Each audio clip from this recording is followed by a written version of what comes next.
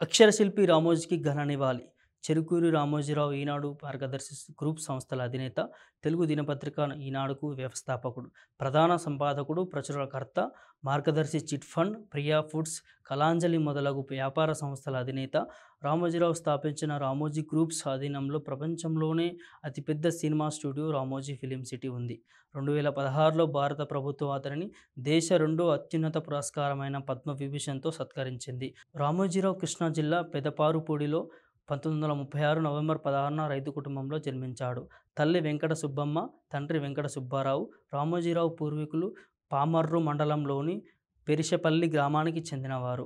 అతని తాతయ్య రామయ్య కుటుంబంతో పెరిశపల్లి నుంచి పెదపారుపూడికి వలస వచ్చాడు. రామోజీరావు తాత మరణించిన 13 రోజులకి జన్మించాడు.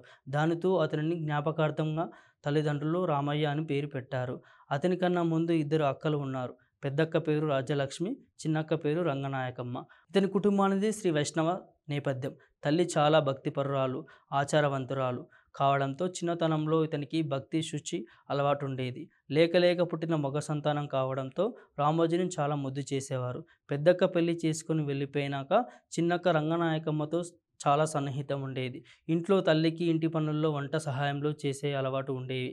రామయ్య అన్న తన పేరు నచ్చక ప్రాథమిక పాఠశాలలో చేరేటప్పుడే సొంతగా రామోజీరావు అన్న పేరు పెట్టుకున్నాడు. ఆ పేరే జీవితాంతము కొనసాగుతుంది. రామోజీరావు 1947లో గుడివాడలో పురపాలకోన్నత పాఠశాలలో 8వ తరగతిలో చేరాడు. 1957లో 6వ ఫారం అప్పుడే పూర్తి చేసుకుని గుడివాడ కళాశాలలో ఇంటర్ బీఎస్సీ చదివాడు. 1961 ఆగస్టు 19న రామోజీరావుకు పెనమలూరుకి చెందిన తాతినేని వెంకట సుబ్బయ్య, వాణీదేవుల రెండవ కుమార్తె రమాదేవితో వివాహం జరిగింది. రామాదేవి అసలు పేరు రమణమ్మ కాగా పెద్దలు పెట్టిన పేరు నచ్చక అలా మార్చుకుంది.